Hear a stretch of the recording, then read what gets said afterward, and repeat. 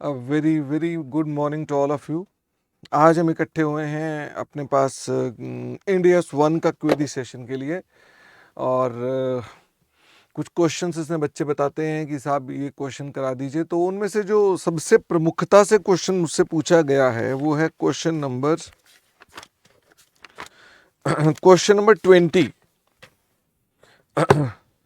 तो क्वेश्चन 20 जो कि एक बहुत ही सीधा सीधा क्वेश्चन है। आई डोंट नो कि ये क्वेश्चन क्यों क्वेरी में आया, लेकिन anyway this is the question जो कि ज़्यादातर बच्चे पूछ रहे हैं। तो आइए हम सबसे पहले तो क्वेश्चन 20 को देखें, क्वेश्चन 20 क्या कहता है और फिर उसको सॉल्व करें। ठीक है। ए लिमिटेड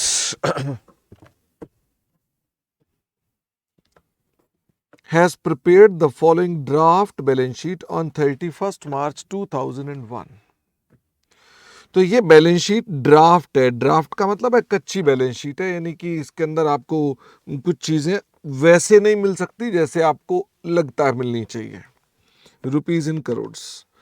तो पर्टिकुलर्स में लिखा है एसेट्स में सबसे पहले कैश, फिर लिखा है कैश इक्विवेलेंट। तो क्योंकि ड्राफ्ट है तो इसका मतलब है कि हाँ ठीक है, उन्होंने अपनी आइटम बता दी है और मुझे उम्मीद है कि इसके अंदर वो यही कहेंगे कि इसकी बैलेंस शीट को ठीक करके दिखा दो। तो यही लिखा है prepare consolidated balance sheet using current and non current classification as per Ind AS one operating cycle is 12 month. यानी कि बैलेंस शीट को ठीक से अरेंज करना है। तो ये क्वेश्चन अरेंजमेंट का है। तो मुझे अब आपको पता होना चाहिए, शेड्यूल 3 की भी नॉलेज आपको होनी चाहिए कि कैश और कैश इक्विवेलेंट असल में एक ही आइटम है। बट अब इसको हम कैसे बनाते हैं, दैट इज द पॉइंट।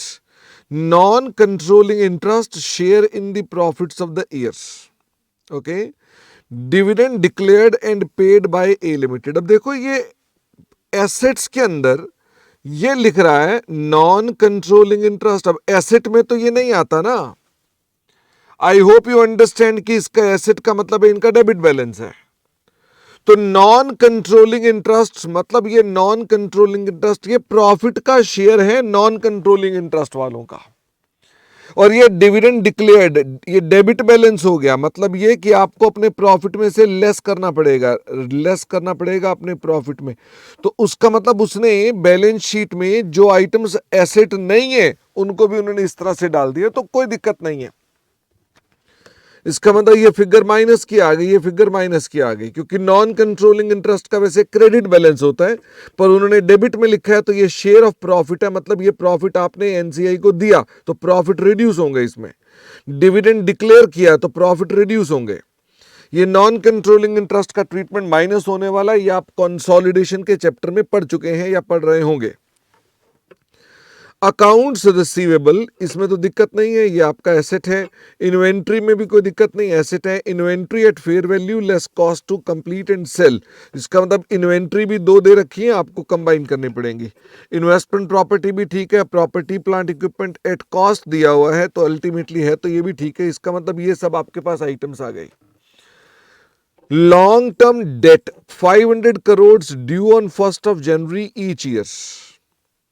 तो अगर आपको याद हो तो जो भी डेट आपका विद इन 12 मंथ्स ड्यू हो जाता है उसको हम अपने पास लॉन्ग टर्म में नहीं डालते। पुराने जमाने में इसको क्या बोलते थे, करंट मैच्योरिटीज। पर अगर आपको याद हो तो हमने शेड्यूल 3 में आपको बताया था आजकल करंट मैच्योरिटीज की नहीं दिखाते, आजकल ये बोरोइंग्स में दिखाया जाता है। ये 1/4/2021 से बदल गया है, उससे पहले करंट मैच्योरिटीज में दिखाया जाता था। Interest accrued on long term debts less than 12 months में आपने जो इंटरेस्ट पे करना है ये इंटरेस्ट एक्रूड हो गया। शेयर कैपिटल हो गई। Retained earnings at the beginning of the year हो गई। प्रॉफिट फॉर द ईयर हो गया। नॉन कंट्रोलिंग इंटरेस्ट देखो यहां पर आ भी गया क्रेडिट का। एक्यूमुलेटेड डेप्रिसिएशन ये आइटम लेस करने की हो गई, क्योंकि आपके पास ये एसेट्स के अंदर क्रेडिट बैलेंस है तो ये आपको अपने पास कहां रिड्यूस करना पड़ेगा, अपनी प्रॉपर्टी प्लांट इक्विपमेंट में से लेस करना पड़ेगा। प्रोविजन फॉर डाउटफुल डेट्स को भी आपको डेटर में से लेस करना पड़ेगा। ट्रेड पेबल में दिक्कत नहीं है, एक्रूड एक्सपेंसेस में दिक्कत नहीं है। वारंटी प्रोविजन फॉर 12 मंथ्स ये आपकी शॉर्ट टर्म प्रोविजन है। इन्वायरमेंटल प्रोविजन 2006 में इसको पे करना है हमने और ये ईयर आपका 2001 है तो ये लॉन्ग टर्म हो गई। Provision for accrued leave with in 12 months है, ये शॉर्ट टर्म हो गई। डिविडेंड पेबल आपका लायबिलिटी हो गई। बस आपको ये बैलेंस शीट बनानी है। तो आई बिलीव कि आपको इसमें सिर्फ काम कैसे किया जाता है ये प्रॉब्लम हो सकती है।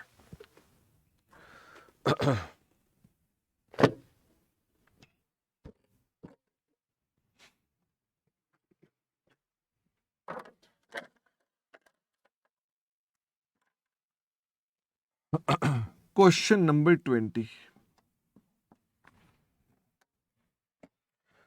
तो हमें बैलेंस शीट बनाने से पहले क्या करना चाहिए? Working note, calculations of items of balance sheet.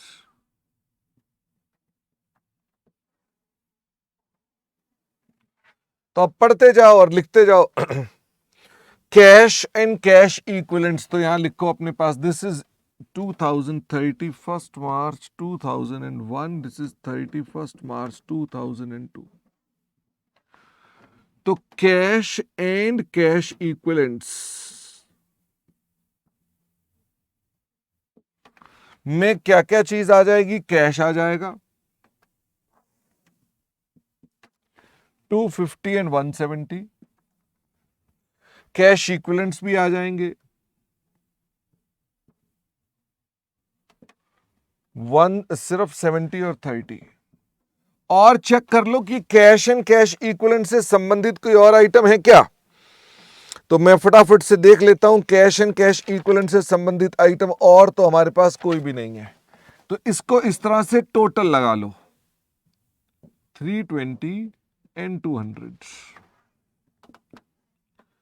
ये कोई अरेंजमेंट वो नहीं है कि मैं इसको बैलेंस शीट की शक्ल में बना रहा हूं। पहले मैंने कहा उन आइटम्स को सीधा तो कर लें, फिर बैलेंस शीट के ढांचे में डाल देंगे। अच्छा, दूसरी आइटम आ रही है non controlling interest in the share of profit. तो असल में क्या है? ये हमारे प्रॉफिट्स हैं ये। तो उसके लिए आपको अगर पता हो तो हम प्रॉफिट्स को कहां दिखाते हैं? अदर इक्विटी में। तो अदर इक्विटी की आइटम्स को ढूंढो, कौन कौन सी आइटम अदर इक्विटी की हैं। तो उसने लिखा है retained earnings at the beginning of the year. तो रिटेन्ड अर्निंग ये देखो क्रेडिट में से उठाया मैंने।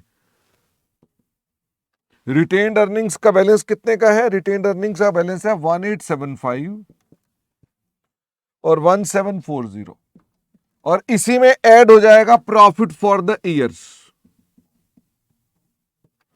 आप चार्टर्ड अकाउंटेंट हैं, आप ऐसा तो सोच ही नहीं सकते कि आपसे सवाल नहीं हो सकते हैं। 830। अगले पेज पे भी देख लें, इनको टिक मार्क करते जाते हैं जिससे हमको कंट्रोल भी रहेगा कि हमने इन चीजों को यूज कर लिया है। अच्छा, अगले पेज पे तो नॉन कंट्रोलिंग इंटरेस्ट है, वो तो बैलेंस शीट में अलग से दिखाया जाता है। एक्यूमुलेटेड डेप्शन है, प्रोविजन डाउटफुल डेट्स वगैरह वगैरह। तो एक डिविडेंड पेबल आ रहा है। डिविडेंड पेबल आपको अच्छे से पता है लायबिलिटी। देखो आपको प्रॉब्लम कहां हो सकती है, आप कहेंगे डिविडेंड पेबल। डिविडेंड पेबल का क्रेडिट बैलेंस है, आप अच्छी तरह जानते हैं ये भी क्रेडिट है। तो क्या डिविडेंड पेबल इसके अंदर जोड़ दूं क्या? प्रॉब्लम यही है कि बच्चे कहेंगे कि साहब डिविडेंड पेबल इसके अंदर माइनस कर दो। अरे कैसे माइनस कर दूं? क्रेडिट के आइटम क्रेडिट में कैसे माइनस कर दूं? समझ रहे हैं बात को? इसका मतलब I will follow the basic principles of double entry. तो डिविडेंड पेबल इसकी आइटम नहीं है क्योंकि उसका क्रेडिट बैलेंस है। तो डिविडेंड पेबल किसकी आइटम है? वो लायबिलिटी की आइटम है। I hope you understand. यहां किस कौन सी आइटम आएगी? जो डेबिट की है। अगर डिविडेंड घटाना है तो कौन सा आएगा? जो डेबिट का है। जो डेबिट वाली साइड पर लिखा उसने एसेट्स में डिविडेंड डिक्लेयर्ड, डिविडेंड डिक्लेयर्ड इसका डेबिट बैलेंस है। देख रहे हैं ना, एसेट्स में लिखा है, इसलिए ये माइनस हो जाएगा, क्रेडिट में से माइनस हो जाएगा। तो डिविडेंड डिक्लेयर्ड कितने का हो गया? 90 एंड 70। तो मुझे जो उम्मीद है, आपकी जो क्वेरी है वो इसी वजह से है कि साहब ये डिविडेंड डिक्लेयर्ड भी है, पेबल भी है। तो डिक्लेयर्ड डेबिट में है तो माइनस होगा प्रॉफिट में, और पेबल क्रेडिट में है तो लायबिलिटी में आएगा। ठीक है ना। और इसके अलावा हमारे एक नॉन कंट्रोलिंग इंटरेस्ट का प्रॉफिट है, एनसीआई का शेयर ऑफ प्रॉफिट्स। तो ये भी डेबिट में लिखा हुआ है तो मतलब माइनस करना पड़ेगा। तो ये अमाउंट कितना आ गया 160 और दूसरा अमाउंट कौन सा आ गया, दूसरा आ गया 150। सर इसको फिर दूसरी बार भी तो दिखाएंगे। अरे भाई क्यों दूसरी बार दिखाएंगे, जब आपको क्वेश्चन में, जब उस आपके क्वेश्चन में उसने एक किस्म का ट्रायल बैलेंस दे रखा है, इसका ट्रायल टैली कर रहा है, इसका ट्रायल टैली कर रहा है, इसका मतलब all items must be posted only once. सबको कितनी बार लिखना है, सिर्फ एक ही बार लिखना है, दो दो बार तो लिख नहीं सकते आप। इसका मतलब आपको सोचना ये नॉन कंट्रोलिंग इंटरेस्ट का डेबिट बैलेंस है, एक बार लिखना है। तो सर हम इसको एनसीआई में माइनस नहीं कर सकते। एनसीआई में क्या, एनसीआई का प्रॉफिट माइनस होता है। अब आपको जिन्होंने होल्डिंग पढ़ रखी है वो अच्छी तरह जानते हैं, एनसीआई में एनसीआई का प्रॉफिट तो ऐड होता है, घटता तो है नहीं है। इसका मतलब ये किसका प्रॉफिट है, ये प्रॉफिट हमने जो अपने शेयर ऑफ प्रॉफिट एनसीए को ट्रांसफर किया होगा, हमारे पीएनएल में से कम होगा तभी तो एनसीए के पास जाएगा। तो आप लोगों की जो क्वेश्चंस की प्रॉब्लम है वो यही है कि आप डबल एंट्री के अनुसार नहीं सोच रहे। आप ये चाह रहे हैं कि मैं डबल एंट्री को तो झाड़ू मार दूं, मैं देखूं और मेरे दिमाग में आए इसको ये करना है। तो आप किसी को भी दो बार पोस्ट नहीं कर सकते, ये बात समझ लेना, किसी को भी दो बार, क्योंकि सबके आइटम एक एक बार जानी है। तो I am simply following the debit credit rule कि ये डेबिट की आइटम है तो यहां जा रही होगी, क्रेडिट की आइटम है तो यहां जा रही होगी। तो आपकी जो भी क्वेरी होगी, अगर आप कोई बोल रहे होंगे दो बार पोस्ट कर दो तो आप गलती कर रहे हैं। डबल एंट्री में ट्रायल के आइटम को दो बार पोस्ट करने के लिए बोल रहे हैं आप, और अगर आप एक ही बार पोस्ट करना है तो यू विल फॉलो कि वो डेबिट की आइटम है तो डेबिट के अंदर आएगा, क्रेडिट की आइटम है तो क्रेडिट में आएगा।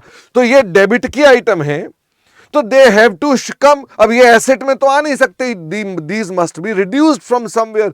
कहां से रिड्यूस होगा, लायबिलिटी में तो होगा नहीं, प्रॉफिट में से ही होगा। इस तरह से इसको इंटरप्रेट किया जाता है। बस यही आपकी प्रॉब्लम हो सकती है जो मेरे को मालूम है। और देखते हैं और कौन कौन सी आइटम्स हैं। तो मैंने ये भी लिख दिया, ये भी लिख दिया।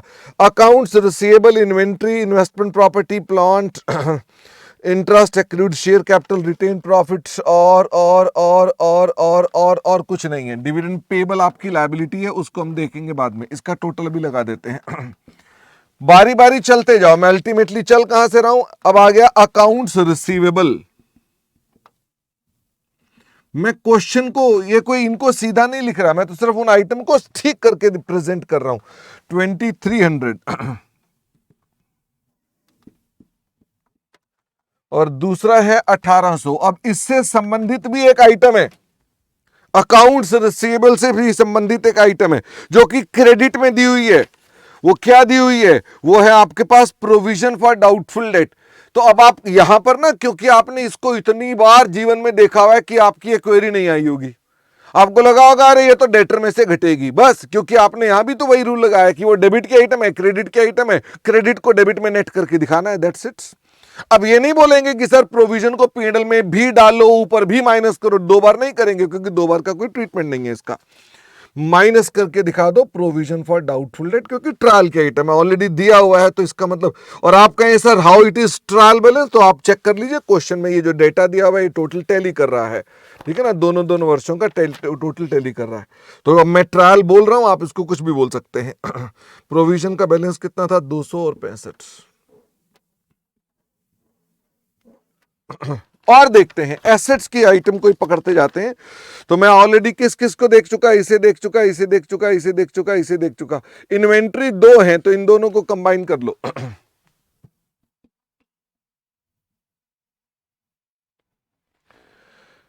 इन्वेंट्री एट कॉस्ट भी है 1500 1650, और दूसरी है हमारे पास इन्वेंट्री एट एनआरवी, वो है 180। अब आप में से कुछ बच्चे कहेंगे सर इसको लोअर लो, आप में से कुछ बच्चे कहेंगे कि sir inventory should be valued at cost और NRV whichever is lower. अरे भैया ट्रायल की दो आइटम्स हैं, उनमें लोअर कैसे ले लोगे, ट्रायल की तो सभी आइटम एक बार जाएंगी ना, दोनों डेबिट की हैं, दोनों इन्वेंट्री हैं। तो इसका मतलब these are two separate inventories, one is at cost, one is at NRV, और simply going to add them up, okay. तो आपकी जो क्वेरीज सारी आ रही है ना इससे संबंधित, वो सब आपकी 11th क्लास की समस्याएं हैं। अच्छा, फिर उसके बाद इन्वेंट्री के बाद है इन्वेस्टमेंट प्रॉपर्टी।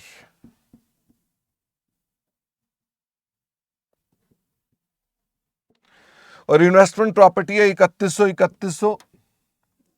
और इससे भी संबंधित कोई और आइटम है तो चेक कर लीजिए, इन्वेस्टमेंट प्रॉपर्टी से संबंधित भी कोई अगर और आइटम है तो देख लीजिए। हालांकि मुझे इन्वेस्टमेंट प्रॉपर्टी से संबंधित और कुछ नहीं दिखाई दिया। इसको अवॉइड भी कर सकते थे। एक है प्रॉपर्टी प्लांट एंड इक्विपमेंट, इसके अंदर तो मुझे डेप्रिसिएशन दिखी थी, दिस इज 5200 और 4700 माइनस एक्यूमुलेटेड डेप्रिसिएशन। और फिर से एक्यूमुलेटेड ऑप्शन है, क्रेडिट में दी हुई है, एक ही बार जानी है, एसेट में घट जाएगी, प्रॉफिट से कोई लेना देना नहीं इसका, ठीक है। और ये कहां देखी थी हमने एक्यूमुलेटेड डेप्रिसिएशन? ये अगले पेज पे देखी थी 1610 और 1240, 1610 और 1240। इसके अलावा और कौन सी आइटम्स हैं अब हम देखते हैं। मेरे ख्याल से आपके एसेट्स तो खत्म हो गए, अब आ गए लॉन्ग टर्म डेट। तो लॉन्ग टर्म डेट है 3300 के और 3885 के, और इसमें उसने कहा था हमको 500 हर साल पे करने हैं, तो minus transfer to current liability borrowings 500 और 500, क्योंकि आप विद इन 12 मंथ पे करने वाले हैं। पहले पुराने जमाने में इसे बोरिंग्स नहीं बोलते थे, करंट मैच्योरिटीज बोलते थे, ठीक है ना। 3385। इससे आपके पास 8वें नंबर पे क्या आ गया? इससे आपके पास बोरोइंग्स भी आ गई, करंट लायबिलिटी वाली। तो 500 की बोरिंग्स आ गई। और देख लें कि और भी कोई बोरिंग्स है हमारे पास, और कोई बोरिंग बोरिंग बोरिंग बोरिंग, और तो कोई बोरिंग है ही नहीं, तो इसको भी अवॉइड कर सकते थे, चलो कोई बात नहीं। 9th नंबर पर है इंटरेस्ट एक्रूड, तो ये भी हो गया current liability, financial liability, other financial liability. ये आ गया हमारा इंटरेस्ट एक्रूड 260 और 290। इसके अलावा शेयर कैपिटल को भी मैं यहां लिख देता हूं, थोड़ी जगह छोड़ दी मैंने कि अगर कुछ और आइटम आनी है तो आ जाएगी। शेयर कैपिटल है 1130 और 1050। इसमें तो मेरे ख्याल कैपिटल में तो कोई दिक्कत है नहीं है।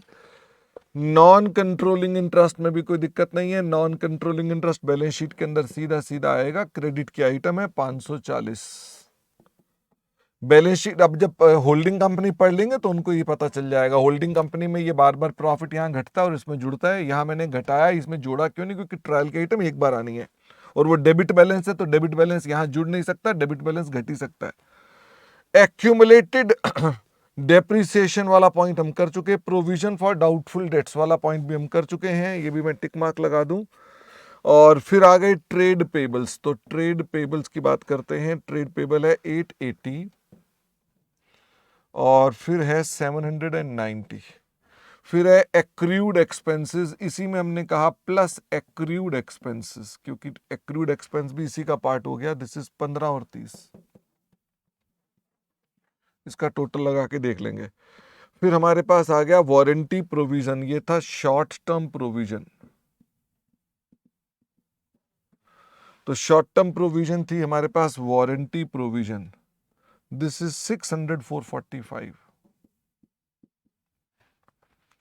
और फिर हमारे पास आ गई थी एक और शॉर्ट टर्म थी, वो है प्रोविजन फॉर एक्रूड लीव।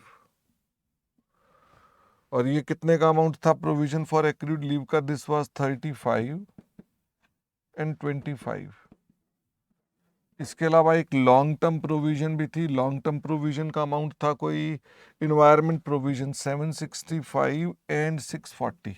इसमें कुछ और एडजस्टमेंट मेरे ख्याल से तो नहीं थी।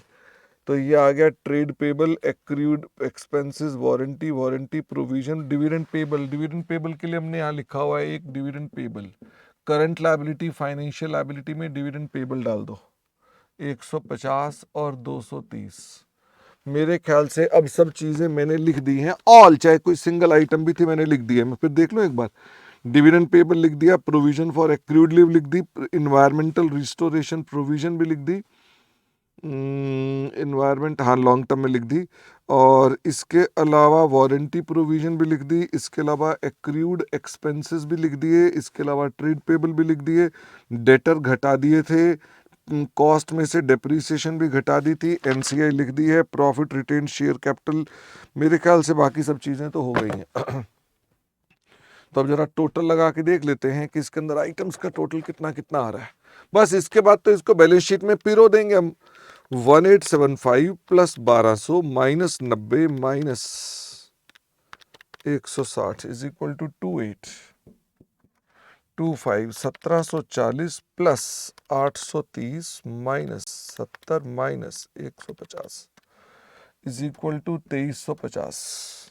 ये माइनस होना है 2100, ये माइनस होना है 1735, ये जुड़ना है 1680, ये है 1780, ये माइनस होना है 5200 में से 5200 माइनस 1610 इज इक्वल टू 3590, और 4700 में से माइनस होना है 1240 इज इक्वल टू 3460। वो तो कर ही दिया हमने। और ये आ गया टोटल, दिस इज 0 6 5 11 1 410 0 9 3 12 1 520। इसके अलावा ये जुड़ना है 5 9 8 0 9 3 12 1 820।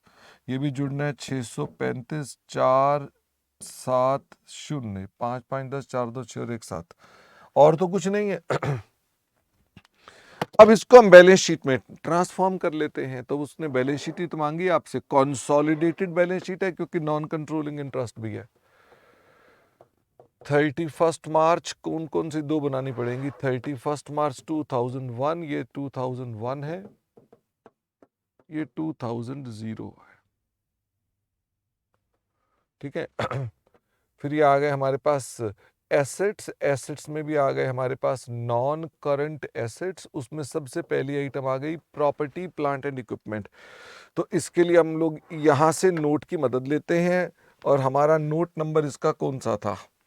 इसका नोट नंबर है 6, और ये आ गया आपके पास 3590, और ये आ गया आपके पास 3460। तो ये मैंने कहा साहब ये तो हो गया। इसके अलावा इन्वेस्टमेंट प्रॉपर्टी दिख रही है, और कोई मेरे पास लॉन्ग टर्म एसेट तो है नहीं है, तो this is investment property. Investment property है हमारे पास नंबर 5, एंड दिस इज 3100 और 3100। फिर मेरे पास आ रहे हैं अब ये लायबिलिटी है, liability liability liability liability liability liability, asset तो यही बचे हैं, और ये भी लायबिलिटी। तो ये तो तीनों के तीनों करंट एसेट है। इसमें सबसे पहले आ गई इन्वेंट्री, ठीक है। तो इन्वेंट्री में नंबर 4, दिस इज 1680 1780।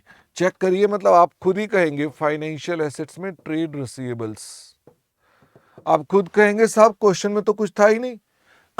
2100 1735। फिर आ गया cash and cash equivalent. Cash and cash equivalent है 320 एंड 200। तो मेरे हिसाब से ये मैंने लिख दिया है, ये मैंने लिख दिया है, ये मैंने लिख दिया है।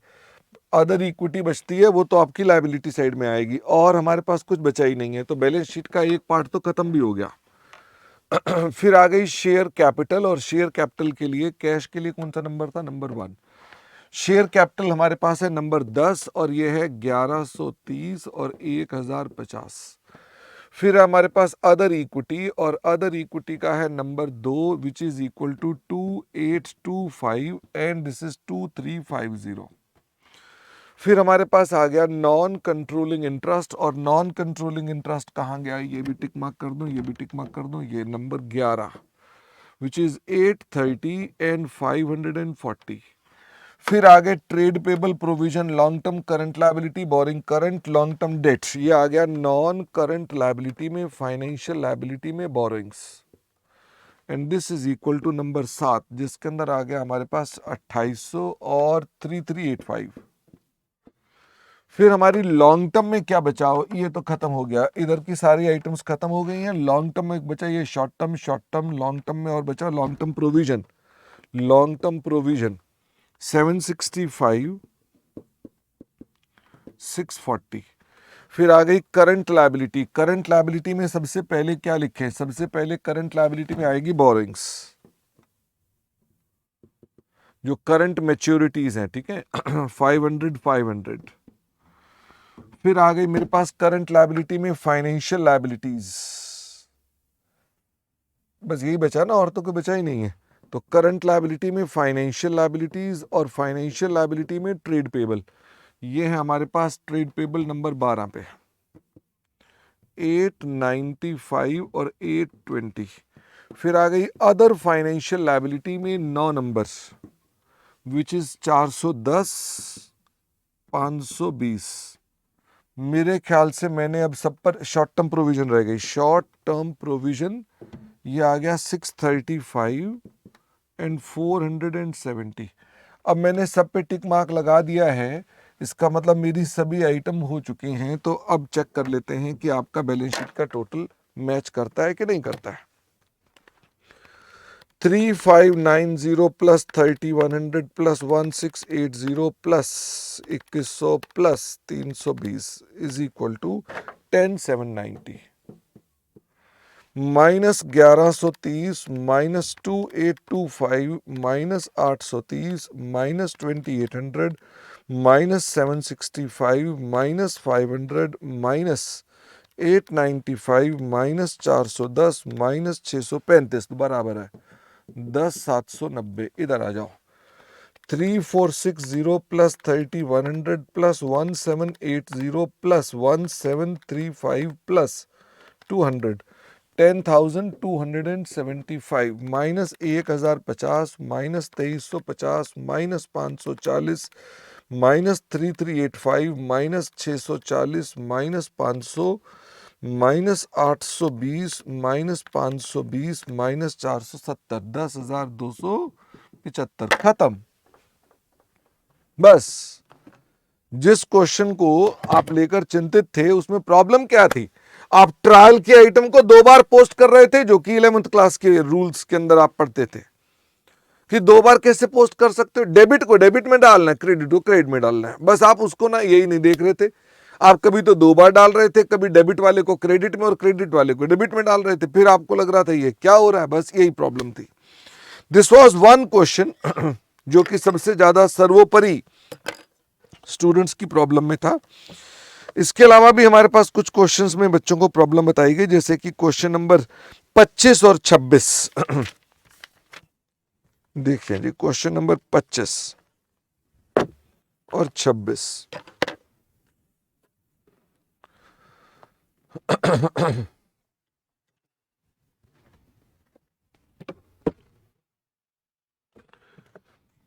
XYZ Limited is into the manufacturing of tractor parts and mainly supplying components to the original equipment manufacturers.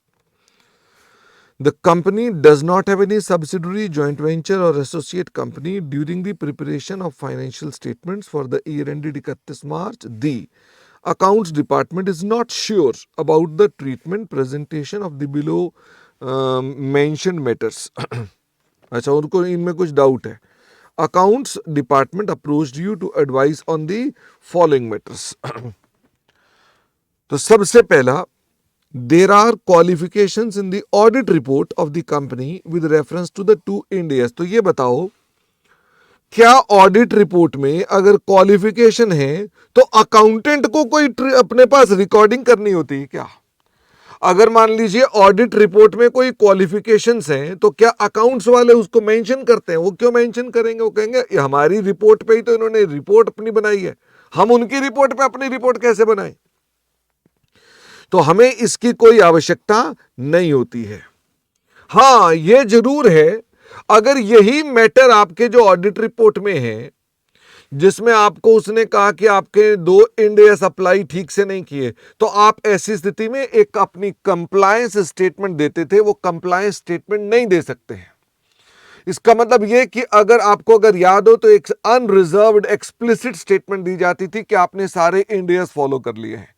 अगर मान लीजिए आप उससे सहमत हैं कि ऑडिटर ने कहा ये 2 Ind AS आपने नहीं लगाए, आपको ही पता है आपने 2 Ind AS नहीं लगाए, तो ऐसे में आप अनरिजर्व्ड स्टेटमेंट नहीं देंगे। लेकिन ऑडिट रिपोर्ट को मेंशन करने की कोई आवश्यकता नहीं है। और इनका भी आंसर साथ साथ देखते जाएं। Yes, an entity whose financial statements comply with Ind AS shall make explicit and unreserved statement of the compliance in the notes. An entity shall not describe financial statements as complying with Ind AS unless they comply with all the requirements. हाँ, तो ये तो बात ठीक है, पर अब उसने यस किस बारे में लिख दिया ये तो लिखा था नॉट श्योर है, मतलब नॉट श्योर में यस का तो मुझे मतलब ही समझ में नहीं आया, यस किस मतलब किसके साथ हाँ मिला रहा है ये तो शॉर्ट में इनका यस से कोई ज्यादा अर्थार्थ निकला नहीं है। थोड़ी ब्राइटनेस कम कर दूं मैं, इनके यस में कोई यथार्थ है नहीं, ऊपर लिखा था आपको पता नहीं चल रहा है, तो यस क्या, यस से तो कुछ पता भी नहीं चलेगा। क्वालिफिकेशन ऑडिट रिपोर्ट की है, आप उसमें सिंपली ये लिखेंगे कि हाँ अगर क्वालिफिकेशन है ऑडिट रिपोर्ट में आप एग्री करते हैं कि आपने वो इंडिया सप्लाई नहीं किए हैं, तो do not give the explicit and unreserved statement, आप अपने पास वो ना दें। और अगर आपको लगता है कि आप ऑडिटर के साथ सहमत नहीं है, तो you can definitely comply give the statement कि आपने सारे इंडिया सप्लाई किए हैं। Is it mandatory to add the word standalone before each of the components of the financial statement? देखो ऊपर एक बात लिखी थी, कंपनी की कोई सब्सिडरी नहीं है। जब कंपनी की कोई सब्सिडरी नहीं है, जॉइंट वेंचर ही नहीं है, तो उसके कंसोलिडेटेड स्टेटमेंट्स तो है नहीं है, तो इकलौते स्टेटमेंट्स हैं। तो क्या तब भी वर्ड स्टैंड अलोन लिखना जरूरी है? तब हमको कुछ ऐसी रिक्वायरमेंट नहीं होती। अगर आपको याद हो इंडिया सोने हमने बताया था जहां प्रेजेंटेशन की बातें की थी कि जनरल नंबर में आपको कहा कि साहब आपको मेंशन करना चाहिए कि आपके सेपरेट स्टेटमेंट्स हैं या आपके कंसोलिडेटेड स्टेटमेंट हैं, लेकिन अगर आपकी कोई सब्सिडरी है ही नहीं है तो दोनों को मेंशन करने की आवश्यकता नहीं है। No, but need to disclose the financial statements that these are individual financial statements of the company। कहता है ये बता देंगे कि हमारे ये यही स्टेटमेंट्स हैं और कोई स्टेटमेंट नहीं है, बाकी अलग से कुछ मेंशन करने की आवश्यकता नहीं है। The company is Indian company and preparing the financial statements in is it necessary to write the financial statement that financial statements have been presented in? एक बार देखें क्या मतलब है। अच्छा करेंसी है क्या, तो इसको करेंसी के एंगल से लिखना चाहिए।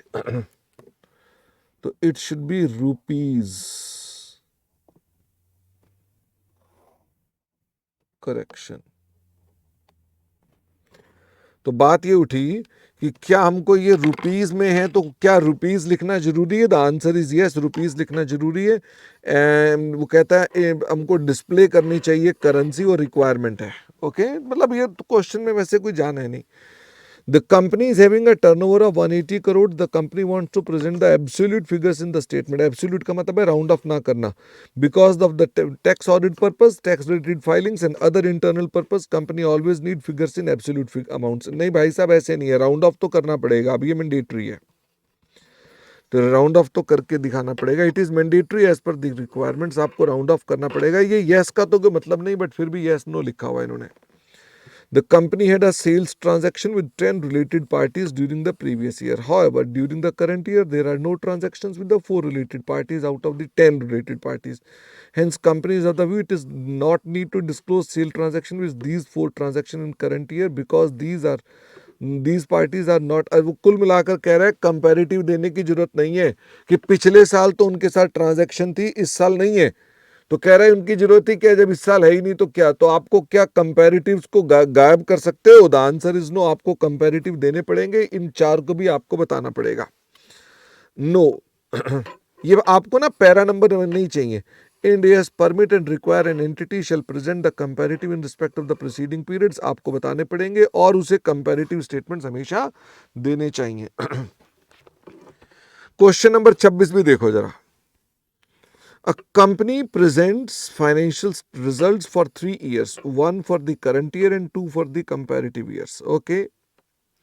Results बता रहा है यानी P&L. Internally for the purpose of management information every year in addition to the general purpose financial statement. अच्छा वो कहता है कि हम इंटरनल पर्पज से क्या बनाते हैं, इंटरनल पर्पज से बनाते हैं P&L और ये बनाते हैं 3 साल का। इसके अलावा हम जनरल पर्पज फाइनेंशियल स्टेटमेंट भी बनाते हैं, जैसे बनाते हैं the aforesaid financial results are presented without furnishing the related notes because these are not required by the management for internal purpose. कहता है इसमें हम नोट्स नहीं देते हैं क्योंकि हमको इंटरनली नहीं चाहिए। During current year, management thought why not they should present the third year profit and loss also in the general purpose financial statement it will save, ये इट होना चाहिए, it will save time and will be available easily when ever the management needs. कहता है हम इसमें third year का भी P&L देना चाहते हैं। मुद्दे की बात तो ये है, क्या कंपनी अपने पास थर्ड ईयर का P&L दे सकती है? The answer is yes. अगर आपको याद हो तो हमने मिनिमम बोला था आपको कि मिनिमम आपको 2 बैलेंस शीट और आपको अपने पास 2 प्रॉफिट एंड लॉस देने हैं, और एक थर्ड बैलेंस शीट भी कभी कभी देने की बात कही थी, लेकिन ये मिनिमम था। तो अगर एक कंपनी 3 साल का P&L देना चाहती है तो दो ना, कौन मना कर रहा है? और सर बैलेंस शीट 2 साल की, बैलेंस शीट 2 साल की चलेगी, P&L 3 साल का बनाओ, कोई प्रॉब्लम नहीं है। आपने देखा होगा company earning per share report कर रही होती है पिछले 15-15 साल की, तो कोई दिक्कत थोड़ी ना। आप बोलो अर्निंग पर शेयर 15 साल की है तो P&L भी 15 साल का दिखाओ। With reference to the above background answer the following. Can the management present the third profit and loss as additional information? The answer is yes. If the management presents third profit and loss in the general purpose financial statements as comparative, is it necessary that this statement should be compliant of Ind AS? हाँ, ये बात तो पक्की है। क्या वो Ind AS compliant होनी चाहिए जो आप एडिशनल भी देना चाहते हैं? The answer is of course yes. Can the management present third profit and loss only as additional comparative in the general statement without furnishing other components like balance sheet, cash flow? The answer is yes. तो ये भी answer yes है, ये भी answer yes है, और ये भी आंसर yes है। तो yes, it may present comparative information as long as वो Ind AS के हिसाब से है। हमने डिस्कस कर लिया, मेरे ख्याल से इसमें कोई और प्रॉब्लम आपको होनी नहीं चाहिए। इसके अलावा 27वां, 28वां, 29वां हो गया, 30वां हो गया था, 31वां, 32वां क्वेश्चन जो था वो सेम है एज 37 हमने क्लास में कर लिया हुआ है। 33, 34, 35, 36, 37 और पीछे जाके देख लेते हैं आप अपने पास। क्वेश्चन नंबर 24 जो है वो 37 है और वो हमने क्लास में किया हुआ है। क्वेश्चन 23 इज इक्वल टू 31 और ये भी हमने क्लास में किया हुआ है। Question 22 is equal to question 30 और ये भी हमने क्लास में किया हुआ है। क्वेश्चन 21 देखते हैं। An entity manufactures passenger vehicles. The time gap between purchasing the underlying raw material to manufacture the passenger vehicles and the date of the entity completes the production delivers to customer is 11 months. Customer settle the dues after 8 months। तो कितने operating cycle हो गया? 11 महीने में तो माल बनाते हो, 8 महीने में पैसे लेते हो, तो 19 महीने हो गया operating cycle. Will the inventory and trade receivable be current in nature? The answer is yes, क्योंकि within operating cycle realise हो जाएंगे। Assuming that production time was say 15 months and the time lag between date of sale is 13 months, will the answer be different? भाई तब भी आपका operating cycle में आएगी inventory. तो आपका अगर ऑपरेटिंग साइकिल बदल गया, अब ये हो गया हमारे पास 28 महीने, तो 28 महीने होने के बाद भी इन्वेंट्री और ट्रेड रिसीवेबल तो विद इन ऑपरेटिंग साइकिल आ रहे हैं। तो ऑपरेटिंग साइकिल लंबा करने से इनके अंदर क्या फर्क पड़ेगा? वो तो करंट का करंट ही रहेगा। इंटरमीडिएट का क्वेश्चन है ये तो।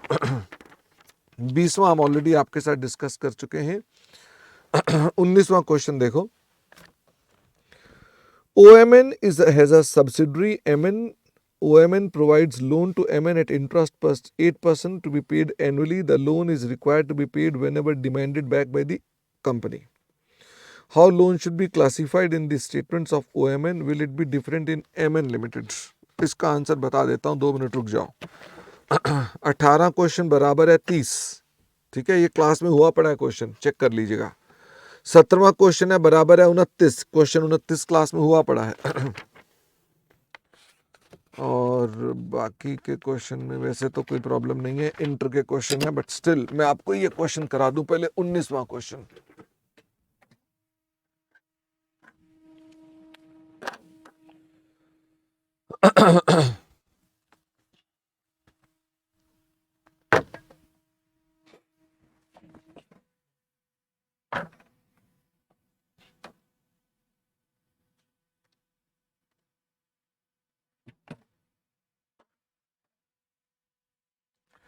उन्नीसवां क्वेश्चन कह क्या रहा है?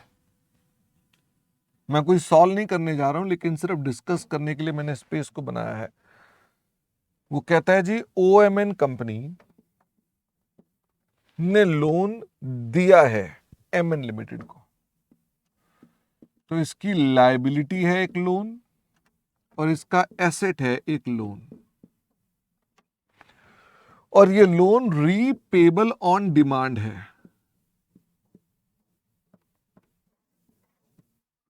और ये भी रीपेबल ऑन डिमांड है। पर ध्यान दें, एक को ये मिलना है और एक ने ये पे करना है।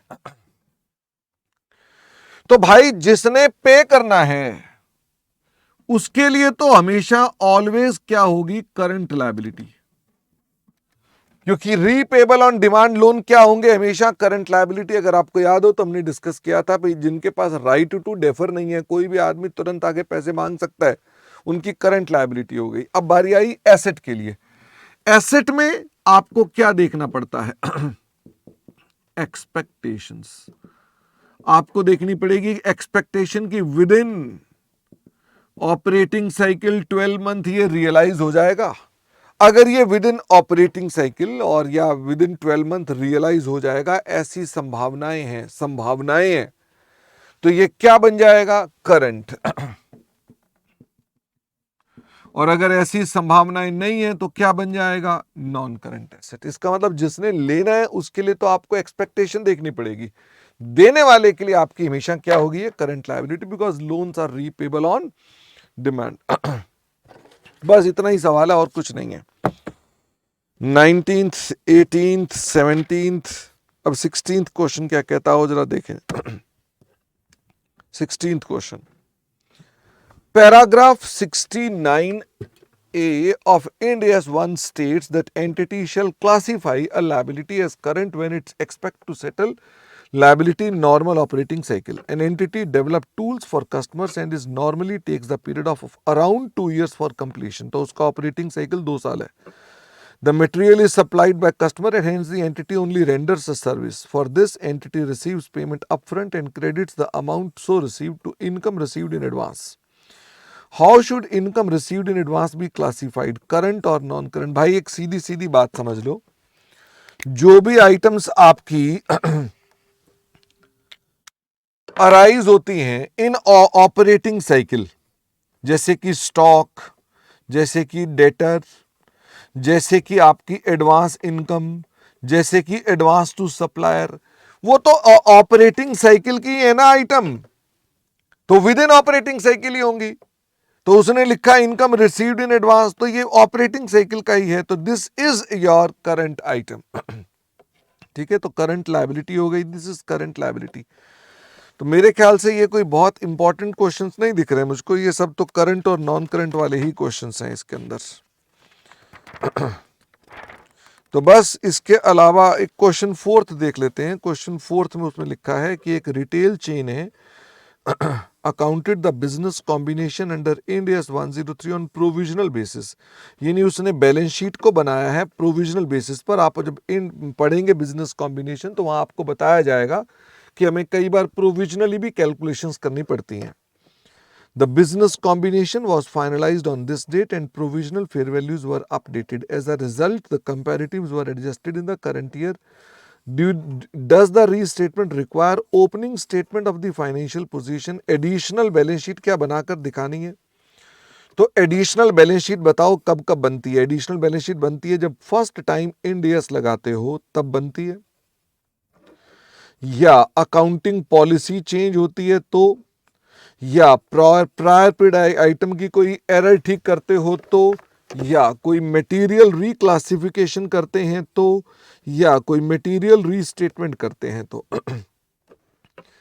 फर्स्ट टाइम इंड AS लगा नहीं रहे, बनेगी नहीं। अकाउंटिंग पॉलिसी चेंज हो नहीं रही, बनेगी नहीं। गलती ये है नहीं, बनेगी नहीं। मटेरियल रिक्लासिफिकेशन, हमने कोई क्लासिफिकेशन चेंज नहीं की है, हमने तो वैल्यूज चेंज की हैं।